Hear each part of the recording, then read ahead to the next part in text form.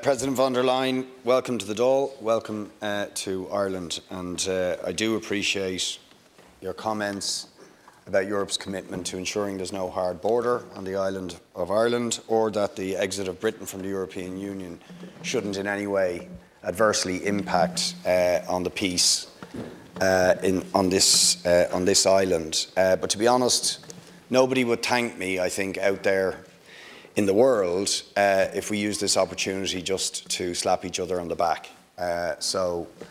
I'm going to raise some issues where I think there is concern and indeed necessary criticism of the European Union. First of all, to take up the last point, we are suffering, that made by Deputy Shorthall, we are suffering an absolutely devastating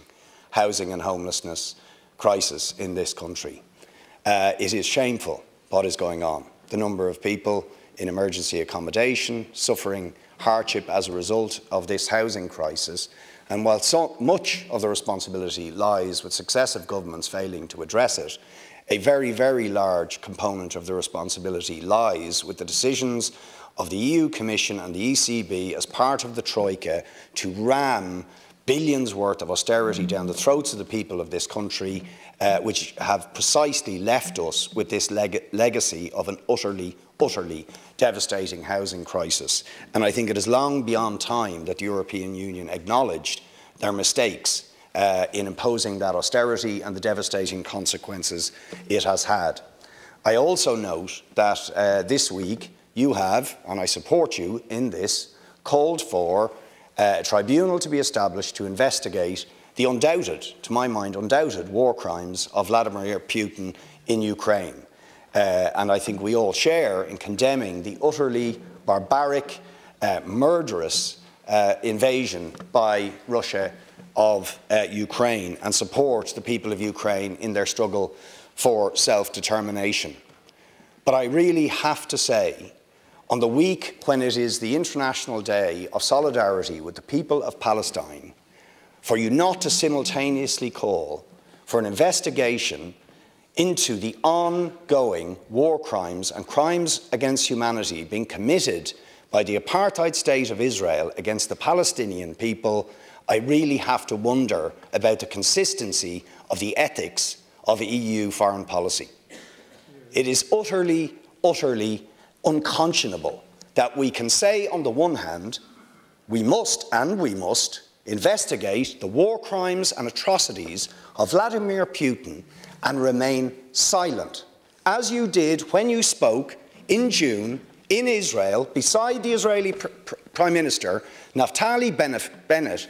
and did not say a word, not a word, after we've had two devastating reports by Amnesty International, by Human Rights Watch, of 70 years of ongoing crimes against humanity, ethnic cleansing, apartheid, the siege of Gaza, a 15-year-long criminal action.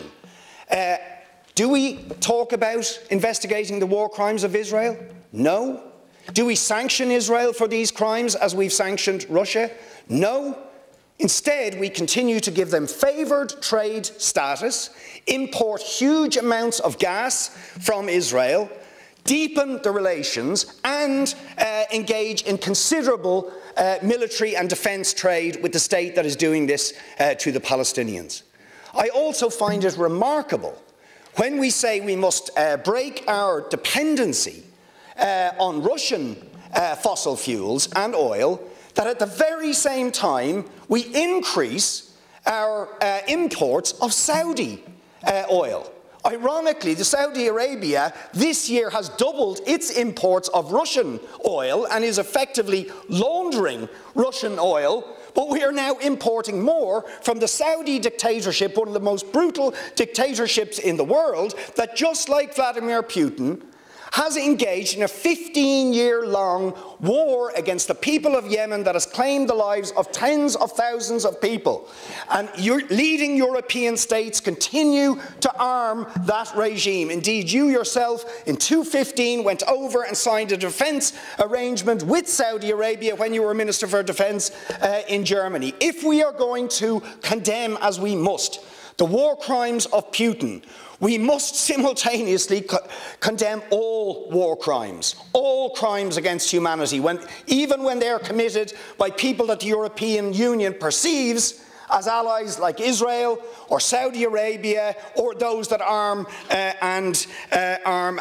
support them. And I would say finally on that regard, it is similarly unconscionable when the European courts have found against the EU-Moroccan trade agreement, which involves essentially taking the resources of the occupied Western Sahara people, fish resources and mineral resources, that the EU Commission has lodged a legal appeal against its own courts in order to continue